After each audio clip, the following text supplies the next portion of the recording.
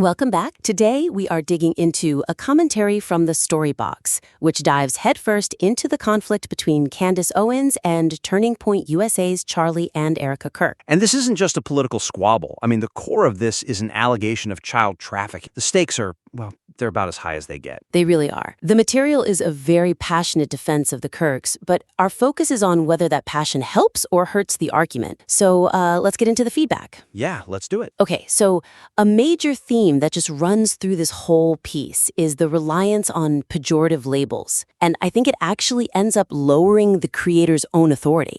I picked up on that immediately. I mean, the text is just saturated with name-calling. Oh, yeah. He calls Candace Owens, what was it, Candy, a dingbat, schizophrenic, narcissistic psychopath. It's a lot.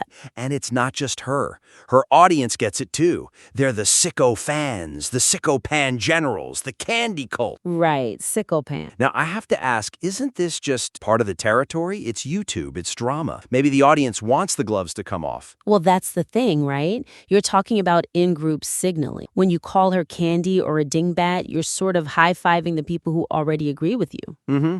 But persuasion isn't about your friends. It's about reaching the person who's on the fence, the undecided listener. So the insults are like a wall. They keep out anyone who isn't already on the team. Exactly. The second a neutral person hears that, their guard goes up.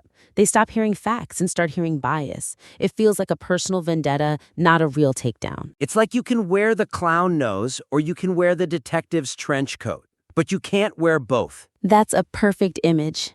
And this creator wants to be the detective, but he keeps putting on the clown nose by calling her a psycho. Yeah, and that's a huge problem. You're not a commentator anymore. You're an armchair psychologist making diagnoses. It's so easy to just dismiss that. And it buries the lead. There are some good legal points in here, but they're lost under all this mud. So what's the fix? What's the suggestion? The suggestion is to do a surgical extraction.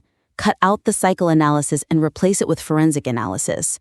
Shift the focus from attacking her to attacking her methodology. Okay, so let's try that. Instead of how crazy of a dingbat do you have to be, how could you rephrase that? You could say something like, how committed to a narrative do you have to be to ignore contradictory evidence? Ooh, that's good. That hits harder. One questions her intelligence, the other questions her integrity. And the integrity argument is much, much stronger. And the narcissistic psychopath line, that's a really heavy claim. It is, and it's totally unprovable. So you replace the diagnosis with a description of the behavior. You could say, this demonstrates a pattern of escalating claims without regard for reputational damage. It sounds more clinical, more serious. Right. And you have to do the same thing with her fans. Don't call them mummy slews or sickos. Because that just makes them sound like a joke. But they're not a joke if TPUSA is sending them cease-and-desist letters, right? So instead, you call them a mobilized audience or invested followers. A mobilized audience. Wow, yeah, that actually sounds kind of ominous. It elevates the threat. It makes the whole situation feel serious and legal, not like a cartoon. You sound like the adult in the room. Which brings us right to the next point, which is about dealing with the actual evidence. Because the adults in the room has to deal with the facts. Yes. And to effectively debunk a conspiracy, you have to directly address the specific evidence they're presenting. You can't just wave it away. The steel man argument. Exactly. You have to take on the strongest version of their point. And the weakness here is that the creator just does it. He plays a clip where Owens points out that Erika Kirk said she lived in China. Then TPUSA's statement says she only visited for 2 weeks. And then Charlie Kirk himself is on video saying his wife lived in China for 6 months. And I have to say, that's a real discrepancy. 2 weeks versus 6 months is a big difference. It is. And the creator's response is basically, she's connecting dots with no relevance. But as a listener, I'm stuck on that dot. Why did he say 6 months? You have to close that loop. If you don't, you're giving the conspiracy theory room to breathe. It's like a crack in the foundation. And you're basically handing Candace Owens a shovel and telling her to keep digging. Right. So how do you fix that? I mean, admitting the side you're defending made a mistake feels like you're losing ground. You have to pour concrete in that crack immediately. The suggestion is to just acknowledge it head on, validate the confusion before you explain it away. So what does that sound like in the script? It could be something as simple as, Owens points out that Charlie said 6 months, while the official statement said 2 weeks. Now, while this is clearly a communication error, or maybe a spouse exaggerating, it does not equal evidence of a crime. That's strong. You just call it what it is, an error, a mistake. It takes all the power out of her gotcha moment. You're deflating the balloon. And you have to do the same thing with the Everyday Heroes charity point. Yeah, where Owens links a real estate profile to the charity work. The creator just mocks her for asking for tips on her website. Which is funny, but it's not an argument. Instead, you argue that legitimate charity work involves complex logistics. You say linking real estate to charity work isn't a smoking gun, it's standard operating procedure for international NGOs. You make it boring. You make the mystery mundane. That's how you kill a conspiracy theory. You can see the small point, that the messaging was messy, to win the much bigger point. That makes a ton of sense. Okay, now I want to talk about the legal stuff, because a lot of it feels a bit like wishful thinking. It does. Let's dig into that, because the narrative really weakens its footing by spending so much time speculating on legal strategies that haven't actually happened yet. You called it wish casting. I like that. Yeah, because a big part of the opening and closing is just what the creator hopes will happen. You hear, I thought Erika would sue the living crap out of Candy, or maybe that's like the chess game. Right. I'm waiting for it. It's like sports commentary for a game that hasn't even started. I want to know what's happening now, not what you hope happens in the fourth quarter. That's a perfect analogy. And when you start inventing 4D chess moves to explain why they haven't sued yet, you just sound like a fan making excuses. So the suggestion is what? Just cut all the speculation? Pretty much. Ground the commentary in the known facts. And the biggest fact in this piece is the cease-and-desist letters. Right, the ones they're sending to her generals, the YouTubers spreading the story. Yes, that's a real tactic. So focus on that. Analyze what it means that TPUSA is targeting the network first. That's a solid strategic point that deserves the spotlight.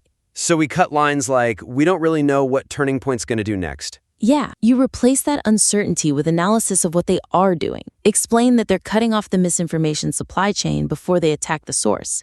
That makes the Kirks look strategic, not passive. And what about the prediction that Owens will mess up in a very big way? It's just too vague. Instead of guessing she will mess up, focus on the specific claims she already made.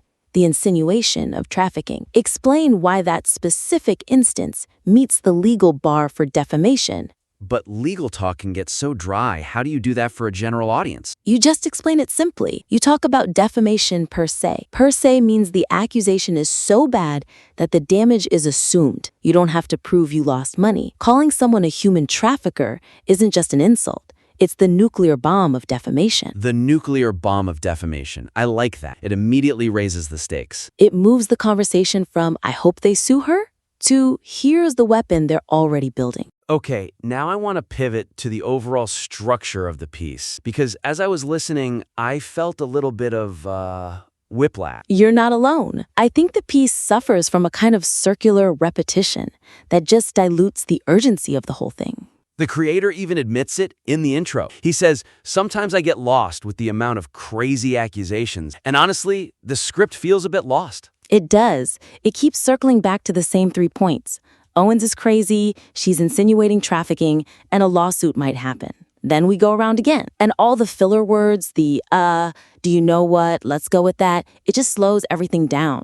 It feels very improvised, like he's just reacting to clips as they play, which is fine for a live stream, but for a scripted piece, it feels messy. Exactly. When you're editing, you want to build a ladder, not a merry-go-round. So the suggestion here is to structure the commentary as a linear escalation. A ladder. Walk me through that. Step 1, the accusation. Step 2, the evidence she uses. Step 3, the rebuttal. And step 4, the consequence. That's very clean. Right now, he mentions the cease-and-desist letters at the very beginning and then again at the very end. Right. You need to group all of that into one powerful consequence section at the end. Don't spoil the ending in the first act. And the opening where he's talking about last week or the week before. Cut it. Start immediately with the clip of Owens linking the charity to trafficking. That's the hook. Grab the listener in the first 10 seconds. There are also those 2 different clips where she's asking for tips. One from the mummy slews and one from, bizarrely, the Chinese. So bizarre, but right now he reacts to them separately. The suggestion is to combine them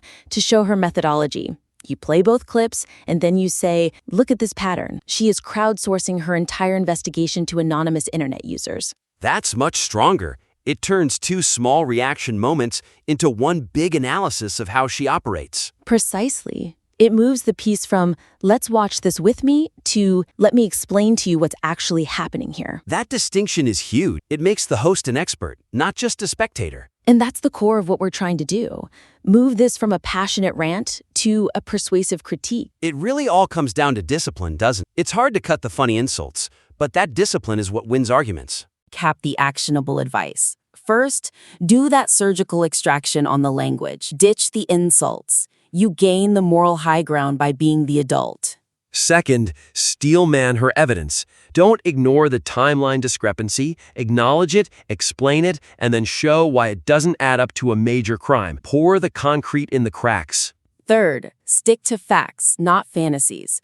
Cut the wish casting about lawsuits and really analyze the cease-and-desist strategy and explain that nuclear bomb of defamation per se. And finally, tighten up that structure. Stop circling. Build that linear ladder from accusation all the way up to consequences. I think this really shapes up well. It turns a piece that feels like a vent session into something that could actually change someone's mind. Yeah, I think the biggest takeaway here is the whole idea of the observer role. If you're critiquing what you see as a chaos agent, You have to be the order agent. I love that. right. If the subject is chaotic and aggressive, you can't match that energy. It just becomes noise versus noise. The critique has to be structured, calm, and surgical. You have to be the signal. A perfect place to leave it. Be the signal. Thank you so much for submitting your work. There is a ton of passion here, and with these tweaks, it can be incredibly powerful. Absolutely. Please send the next draft our way. I'd love to see how it shapes up. Until next time, keep refining. This has been The Critique.